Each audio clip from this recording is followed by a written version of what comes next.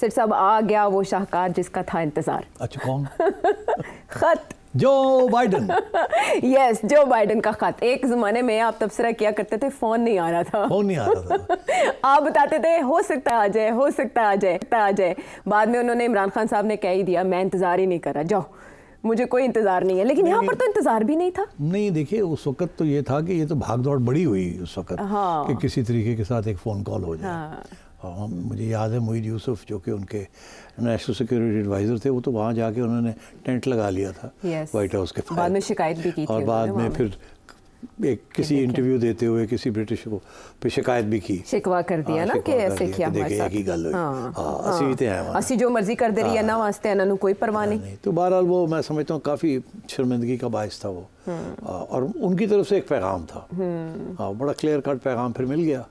फिर इसीलिए खान साहब नाराज़ भी थे। फिर वो डोनाल्ड लू के ऊपर सारी नाराज़गी निकाली एंड सो ऑन। हालांकि डोनाल्ड ट्रंप उनको बहुत सूट कर रहे थे जब उनसे मिलके आते थे, लेकिन जो बाइडन ने उन्हें वो कबूलियत नहीं दी। लेकिन यहाँ पर तो अजीब ही हो गया, फ़ोन कॉल से नेक्स्ट लेवल ख़त आ गया। अच्छा, ख़त में भी किसी एक पहलू को एड्रेस नहीं किया गया, हम आपसे इसमें भी ताउन करेंगे, इसमें भी ताउन करेंगे, और दुनिया और खित्ते को दरपेश वक्त के अहम तरीन चैलेंजेस का सामना करने में अमेरिका पाकिस्तान के साथ खड़ा रहेगा।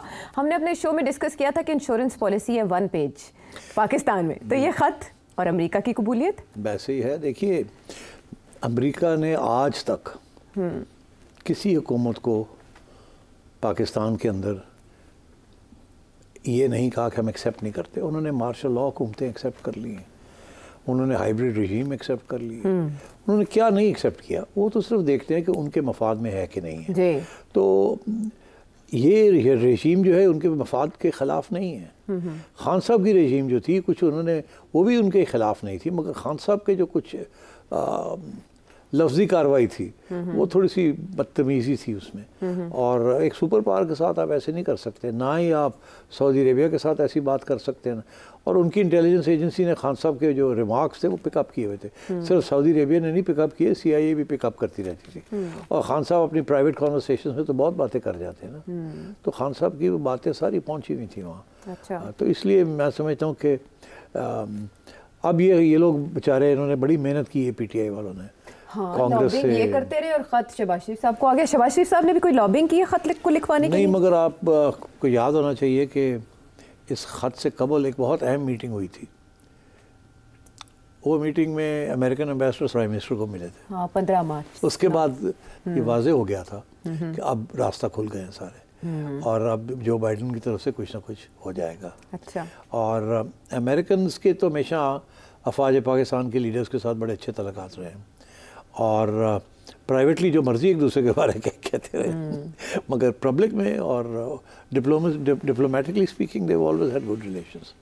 एंड मुझे नहीं याद कि कब तल्लुकात ख़राब थे हुकूमत के साथ। भुट्टो साहब के ज़माने में ये था बिल्कुल, बिकॉज भुट्टो साहब ने एक नया ब्लॉक बनाने की कोशिश की थी, एक इस्लामिक ब्लॉक बनाने की कोशिश की थी, जिसके साथ इंडिया वाले भी नाराज़ हो गए, बिकॉज उस वक्त नॉन अलाइंड मूवमेंट चल रहा था जिसमें सुकार्नो और टीटो और नेहरू ये लोग थे उसके अंदर, और भुट्टो साहब को वहाँ दावत नहीं मिली थी। अच्छा। तो भुट्टो साहब ने फिर 1974 में एक यहाँ इस्लामिक समिट की थी, और उनका ख्याल था कि एक मैं नया ब्लॉक बना लूँ जिसका, बिकॉज हम न्यूक्लियर प्रोग्राम करने जा रहे हैं, तो we'll be the leaders of that Islamic bloc.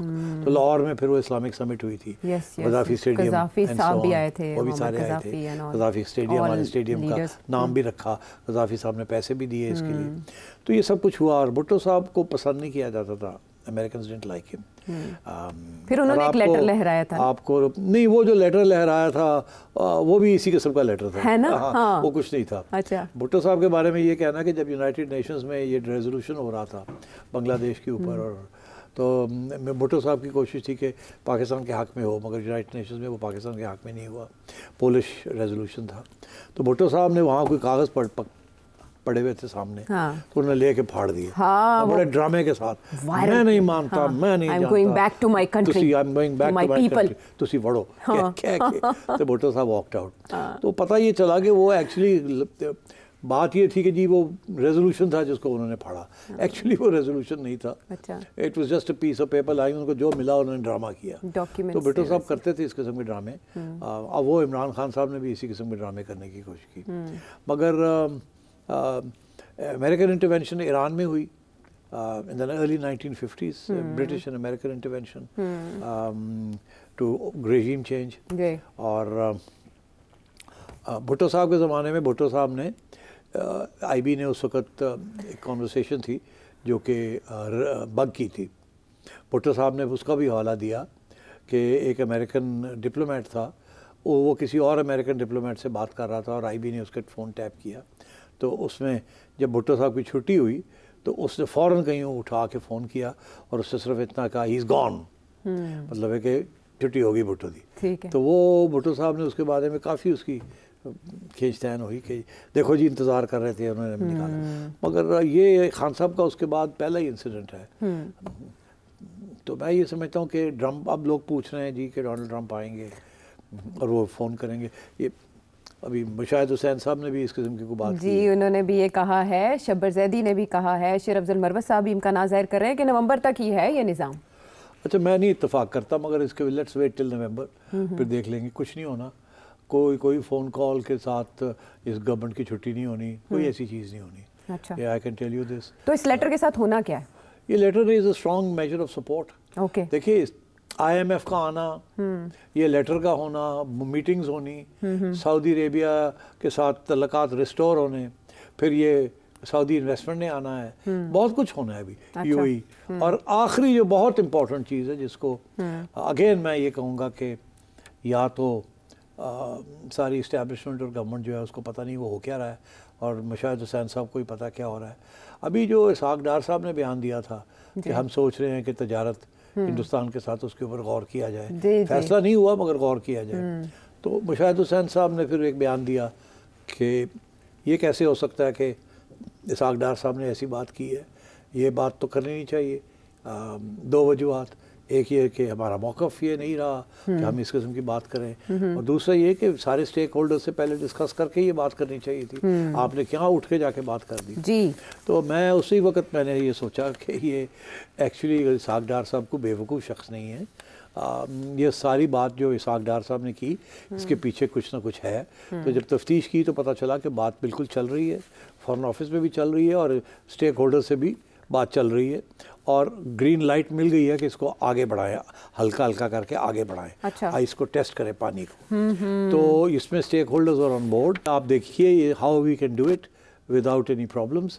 तो वो इसहाक डार साहब ने बड़ी सोची समझी वो पेशकश की थी। आज अखबारों में ये आ गया है कि जी फॉरेन ऑफिस की तरफ से भी बयान आ गया है कि ये एक ऐसा मौजू है जिसके ऊपर हम तवज्जो दे रहे हैं, सोच रहे हैं। और मेरी जो चिड़िया की खबर ये है कि इस्टेब्लिशमेंट की तरफ से ग्रीन लाइट मिल गई है। ओके, गो अहेड मिल गया कि स्टडी करें इसको। अच्छा, अगर करना है तो कैसे करना है, किस स्टेज पे करना है, क्या फ़ायदे हैं उसके, क्या नुकसान है, पूरा इसके ऊपर एक बनना चाहिए। मगर इन प्रिंसिपल कोई रुकावट नहीं है जो पहले रुकावट थी। अच्छा, और मैं आपको बता दूं जो इस्टेब्लिशमेंट का मौक़िफ़ है ये मैंने पहले भी कहा था, और उस वक्त जब मैंने ये बात कही तो कुछ लोगों को ये बात पसंद नहीं आई थी।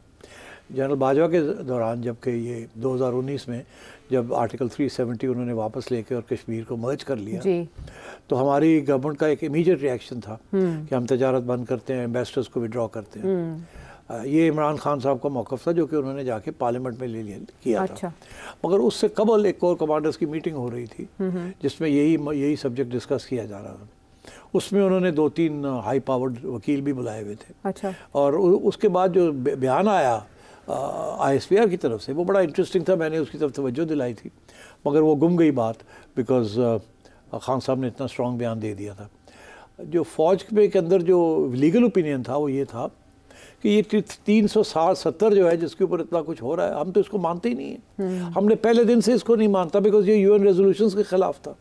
ये शेख अब्दुल्ला ने और नेहरू ने ये ड्रामा किया था, और ये ड्रामा जो है हमने उस वक्त भी इसको मुस्तरद कर दिया था और आज भी हम नहीं इसको मानते। तो अगर वो उसको उठा के बाहर निकाल दिया तो हमें इससे कोई तकलीफ नहीं है, हम तो UN रेजोल्यूशंस के ऊपर बैठे हैं। तो ये बात कोर कमांडर्स की कॉन्फ्रेंस के बाद जो प्रेस कॉन्फ्रेंस आई उसमें ये था कि नो बिग डील, मतलब है कि कर लिया इन्होंने, हम तो पहले ही नहीं मानते थे इसको, तो इसको इन्होंने लाए, हम नहीं माने, ये ले जाए, हमें क्या फर्क पड़ता है। वो कश्मीर के जुदा गाना हैसियत तो पाकिस्तान पहले तो मगर खान साहब ने उस वक्त बड़ी स्ट्रॉन्ग लाइन ले ली कि जी हम गालियां भी देनी शुरू करती नरेंद्र मोदी को, और फिर ये कि जी हम तजारत भी नहीं करेंगे, एम्बेसडर भी विड्रॉ करेंगे। तो वो मेरा ख्याल है जंप द गन, वो सोच रहा था कि अवाम को ये बात पसंद आएगी। जी जी। आज मैं आपको बता दूं वही आर्ग्यूमेंट्स जो उस वक्त दिए गए थे फ्रॉम द इस्टेब्लिशमेंट, आज इस्टेब्लिशमेंट के जो तज्जियाकार हैं, जो उनके करीब हैं, वो यही आर्ग्यूमेंट्स फिर दे रहे हैं कि ये क्या हो गया, हम तो उस वक्त भी नहीं मानते थे, तो तजारत तो हमारे अगर फ़ायदे में है तो हमें करनी चाहिए। तो इसका मतलब मुशाहिद हुसैन सैयद उनके करीब नहीं रहे? नहीं, तो मुझे ऐसे लगता है कि अब यहाँ दो पॉइंट्स ऑफ व्यू हैं। कुछ लोग मुशाहिद हुसैन सैयद के करीब हैं इस्टेब्लिशमेंट के अंदर, और वो शायद इस्टेब्लिशमेंट जो करंट इस्टेब्लिशमेंट के लीडर्स हैं उनसे दूर हैं, और वो इस किस्म की बातें कर रहे हैं। और मगर जो मेन इस्टेब्लिशमेंट जो इस वक्त हुक्मरान है हिस्सा, आई थिंक दे आर वो स्टेबिलिटी चाहते हैं, जियो इकोनॉमिक्स चाहते हैं, इकोनॉमिक डिप्लोमेसी चाहते हैं, एंड सो ऑन। इसीलिए मैं समझता हूँ कि जब ये फैसला हुआ कि इसहाक डार साहब को फाइनेंस मिनिस्टर नहीं बनाना, तो ये फैसला हुआ कि आप इनको फॉरेन मिनिस्टर बनाएं, और डार साहब का भी बयान आ चुका है ऑन इकोनॉमिक डिप्लोमेसी।